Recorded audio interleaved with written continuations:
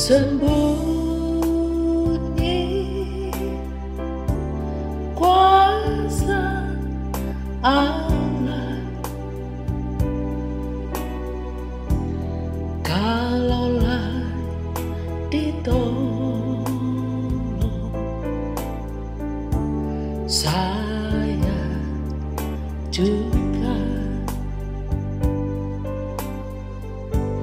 tangannya terbuka menunggulah,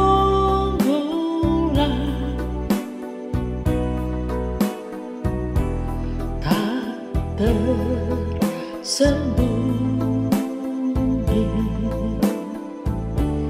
kuasa Allah. It is no secret what God can do, what He's done for others, He'll do for you. With arms wide open, He'll pardon you. It is no secret what God can do.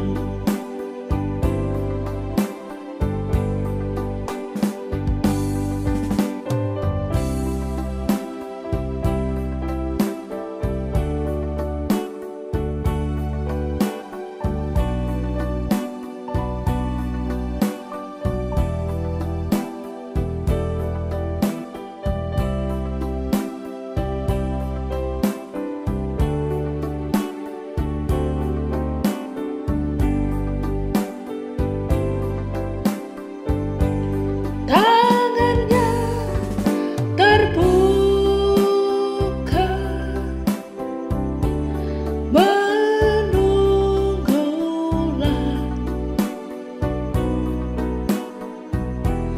tak tersembunyi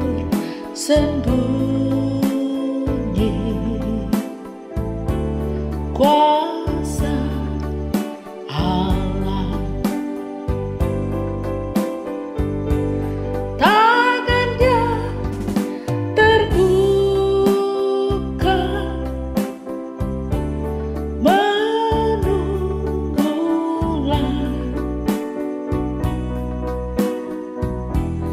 tak tersembunyi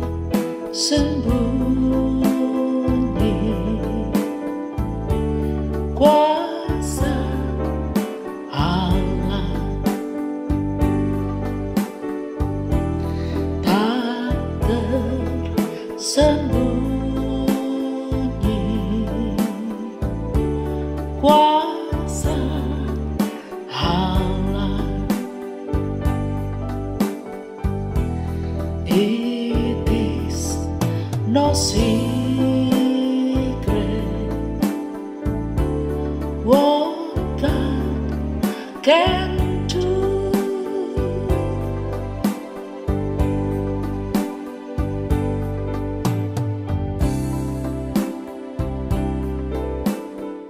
Selamat malam sekalian saudara, kita akan mulai dengan renungan tengah minggu. Tema malam ini adalah tidak ada kebetulan, tidak ada yang kebetulan. Dalam rangka tema bulanan, bulan Mei, Tuhan yang membukakan pintu. Ya, puji Tuhan. Baik, kita mulai dengan doa. Mari kita berdoa. Bapa di surga, terima kasih buat malam ini kami boleh sekali lagi merenungkan kebenaran firman Tuhan. Mohon Roh Kudus memimpin kami semua, mengurapi dan memberkati. Terima kasih Tuhan, biar apa yang disampaikan boleh menjadi berkat bagi yang mendengarkan. dan bagi semua yang ada. Dalam nama Tuhan Yesus kami berdoa mengucap syukur. Amin. Baik saudara, tema tidak ada kebetulan. Dalam diri atau dalam hidup seorang percaya kepada Tuhan, tidak ada yang kebetulan. Semuanya kejadian yang dihadapi, yang dialami adalah seizin dan sepengetahuan Tuhan. Tidak ada yang kebetulan, baik orang percaya Tuhan maupun orang yang tidak percaya. Semua manusia yang mengalami setiap kejadian apapun itu seizin dan sepengetahuan Tuhan, ya. Dan kita akan merenungkan lebih jauh lagi mengenai tidak ada kebetulan, dan kita akan melihat 3 hal dalam hal ini. Yang pertama adalah manusia diciptakan oleh Tuhan. Tuhan yang menciptakan manusia. Kejadian 1:27 jelas mengatakan, maka Allah menciptakan manusia itu menurut gambarnya. Menurut gambar Allah diciptakannya dia, laki-laki dan perempuan diciptakannya mereka. Allah menciptakan manusia itu. Jadi yang menciptakan manusia itu Allah. Ya.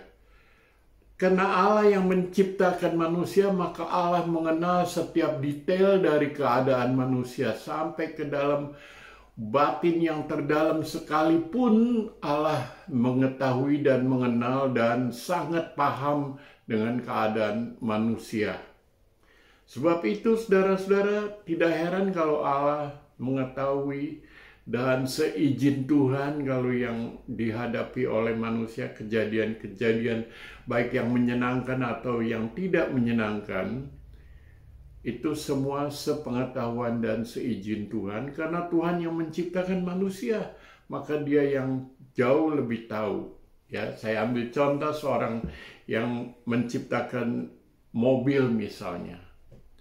Mobil apa saja, merek apa saja, biasa yang diperumpamakan merek Ford. Ada mobil yang mogok, terus ada orang tua lewat.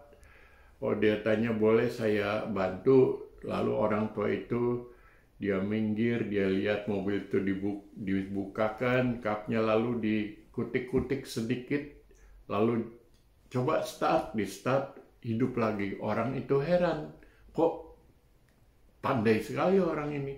Lalu dia bilang, saya ini Ford yang menciptakan mobil Ford itu.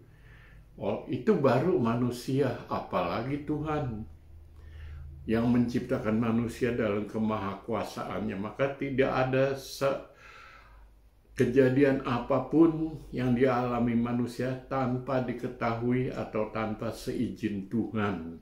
Ya, bahkan Mazmur 139, Mazmur pasal 139, dia lebih jelas, dia mengatakan demikian. Ayat yang ke-1 sampai 4. Mazmur Daud, Tuhan, Engkau menyelidiki dan mengenal aku. Engkau mengetahui kalau aku duduk atau berdiri. Engkau mengerti pikiranku dari jauh. Saudara, luar biasa Allah kita. Engkau memeriksa aku kalau aku berjalan dan berbaring. Segala jalanku kau maklumi. Sebab sebelum lidahku mengeluarkan perkataan, sesungguhnya semuanya telah kau ketahui, ya Tuhan. Sebelum kita berbicara sesuatu apapun, Tuhan sudah tahu apa yang ada dalam pikiran dan dalam benak kita. Itulah Tuhan kita, Dia yang menciptakan, Dia mengenal sampai detail, sampai sebelum kita ada. Bahkan dalam Yesaya 49 juga dikatakan demikian. Yesaya 49 ayat ke-16 dikata demikian. Lihat, kata Tuhan, aku telah melukiskan engkau di telapak tanganku. Tembok-tembokmu tetap di ruang mataku. Begitu jelas Tuhan mengetahui keadaan manusia sampai dikatakan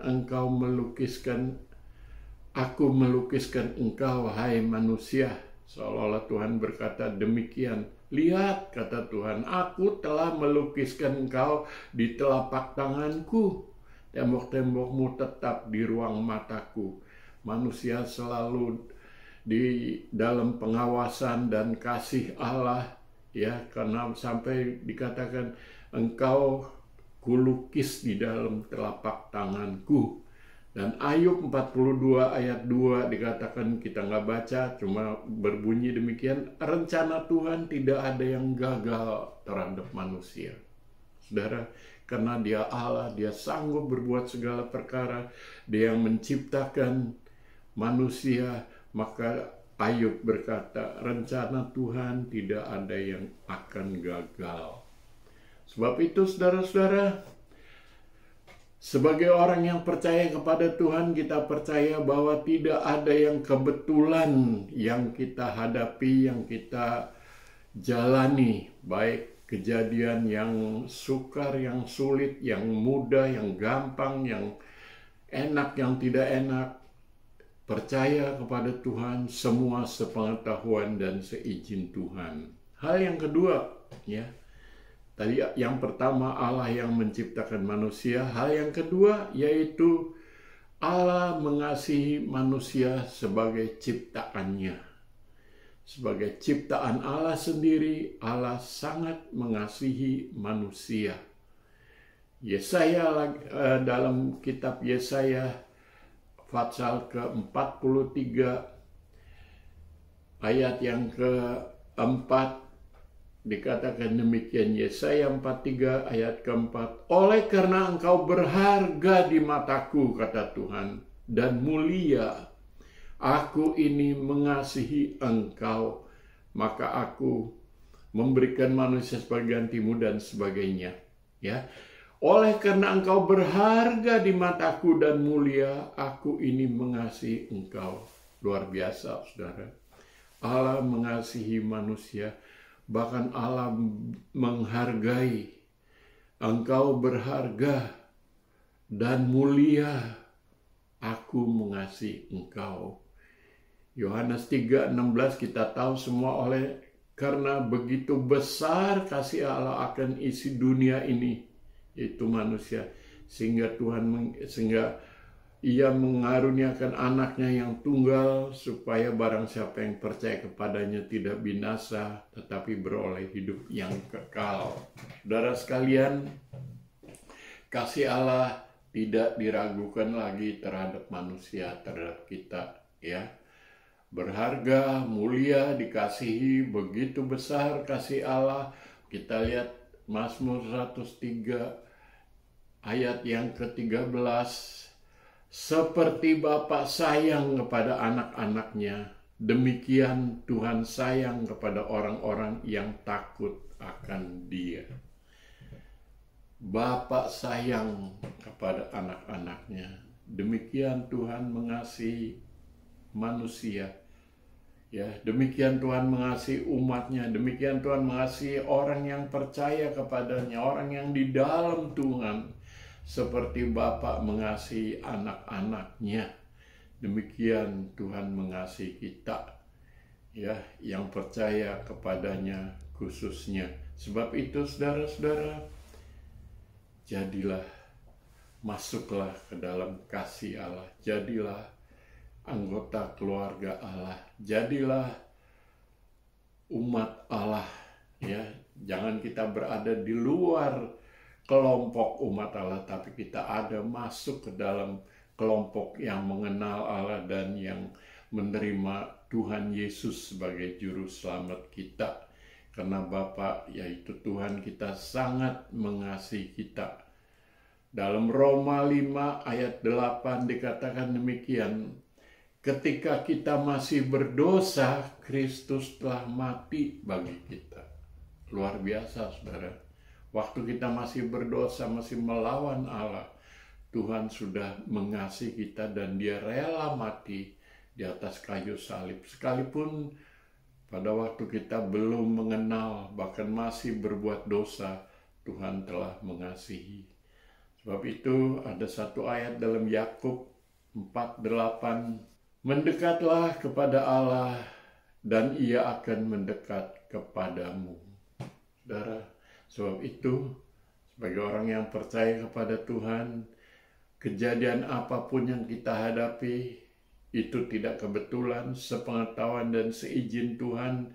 Dan apabila kita mendekat kepada Allah, maka segala kekhawatiran, segala kegelisahan hati kita tidak perlu membesar-besarkan ketakutan kita, tapi kita serahkan kepada Allah. Mendekatlah kepada Allah, Ia akan mendekat kepadamu.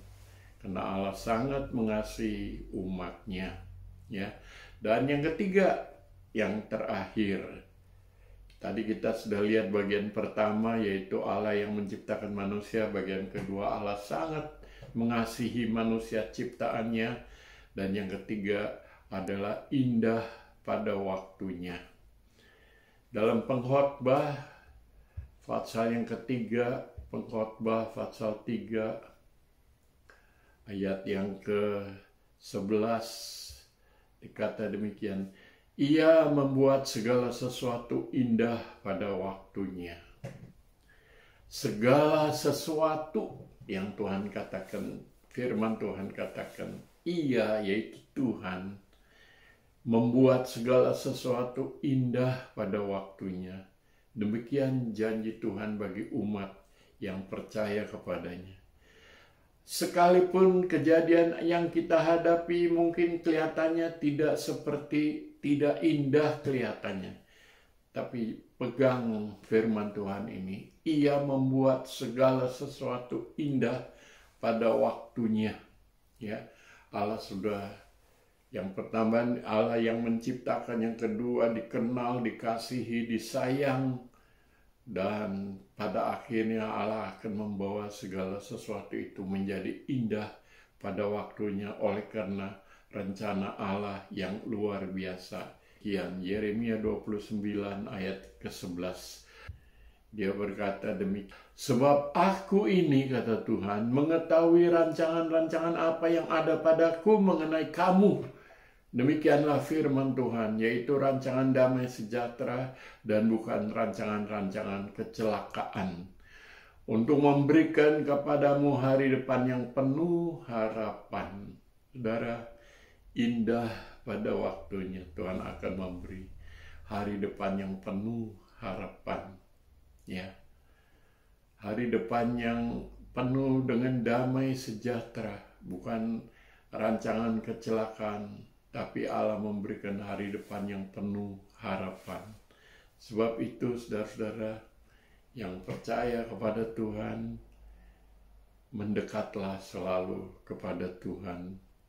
Dia yang menciptakan kita, Dia yang mengenal kita sampai sedalam-dalamnya. Bahkan Tuhan jauh lebih mengenal diri kita daripada kita sendiri sebagai manusia. Allah jauh lebih mengenal perasaan, pikiran. Kadang-kadang kita heran kenapa bisa begini, begitu. Tapi Allah sudah tahu semuanya. Karena Dia yang menciptakan kita, umatnya. Sehingga dikatakan dalam Roma 8 ayat 28, ya, ini ayat yang sering kita baca, Roma 8 ayat 28. Dia berkata demikian, kita tahu sekarang bahwa Allah turut bekerja dalam segala sesuatu untuk mendatangkan kebaikan bagi mereka yang mengasihi Dia, bagi mereka yang terpanggil sesuai dengan rencana Allah.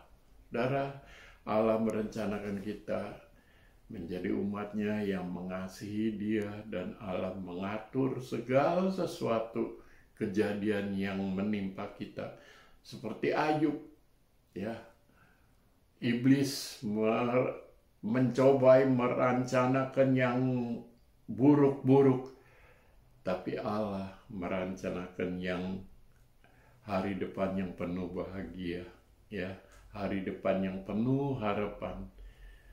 Dan Allah membalikkan segala keadaan yang tidak enak menjadi kebaikan bagi umat yang mengasihi Dia. Sebab itu saudara, firman Tuhan menganjurkan, mendorong, memberitahukan selalu, mengingatkan kita sebagai umat Tuhan.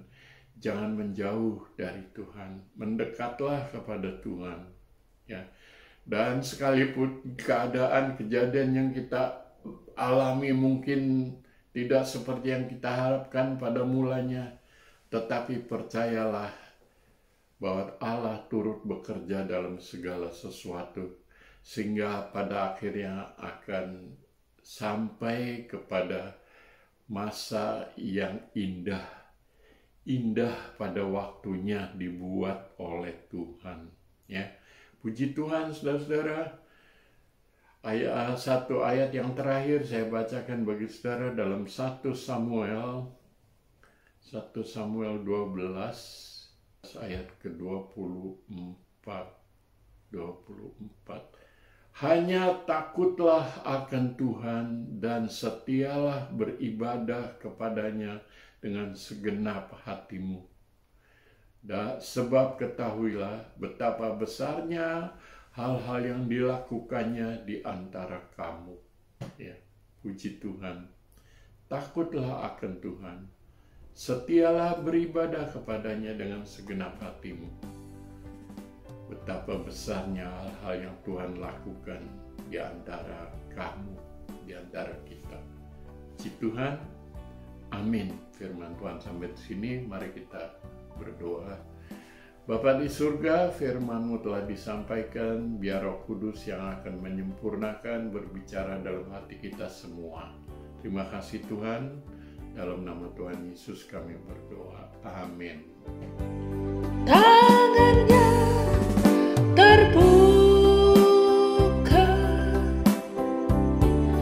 menunggulah, tak tersembunyi kuasa Allah. Tangannya terbuka menunggulah,